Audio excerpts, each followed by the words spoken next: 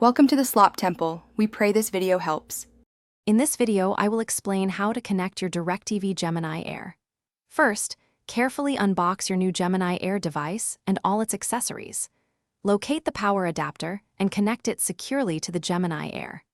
Next, take the included HDMI cable and plug one end into the Gemini Air and the other into an available HDMI port on your television. This ensures your device is ready for power and display.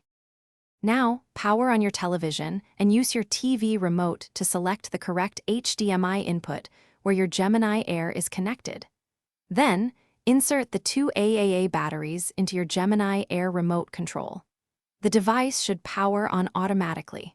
Follow the simple on-screen instructions to successfully pair your remote, allowing you to navigate the setup process. With your remote paired, the next step is to connect your Gemini Air to your home network.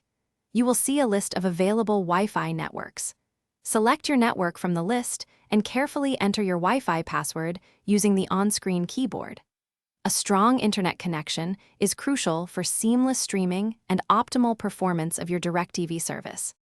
Finally, you will be prompted to log in with your Directv account credentials. Enter your username and password to access your subscription.